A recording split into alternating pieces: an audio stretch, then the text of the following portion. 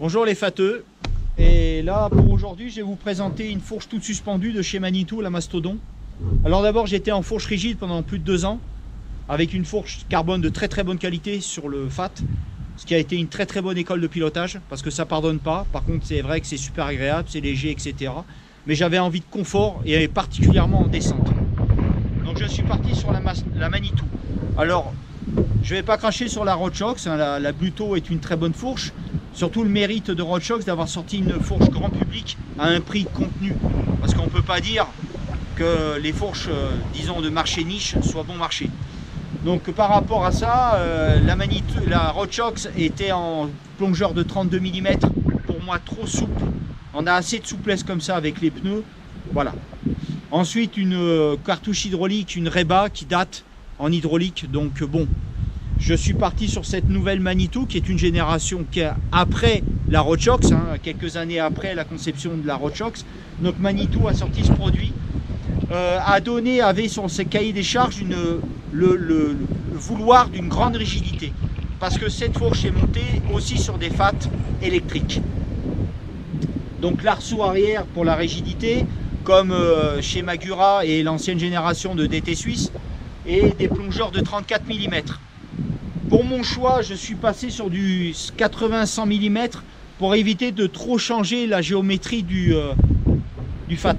Parce que je voulais garder justement ce côté boîtier un peu bas et le côté très ludique du Fat Boy.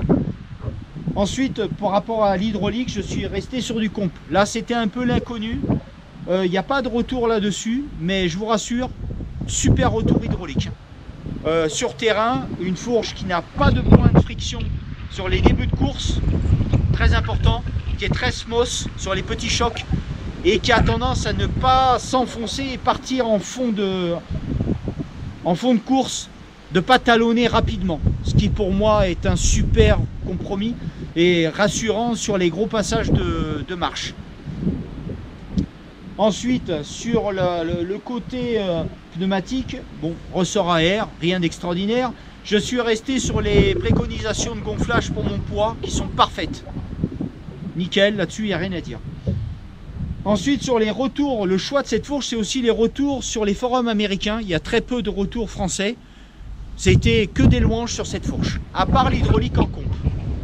Mais alors, tous les retours forum, effectivement, nickel. Rigidité, côté super agréable au niveau de la fourche. Voilà, donc pour moi c'est un très bon produit que je considère à un prix qualité-prix très correct et surtout à un très bon retour terrain. Sur le rigide aussi, pour en revenir à mon choix, je voulais avoir de la grippe, surtout sur des virages à plat rapides, sur des cailloux où l'avant part. En rigide, l'avant partait. Ensuite sur du long terme, sur les longues randos, sur la fatigue au niveau vibratoire qui était assez importante, même si le carbone est super confortable.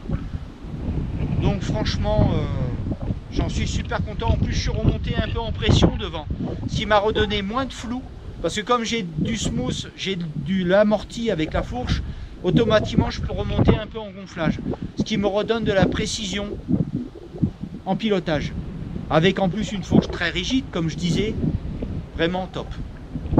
Voilà les fateux, et à bientôt pour de nouveaux produits, de nouveaux tests. Ciao.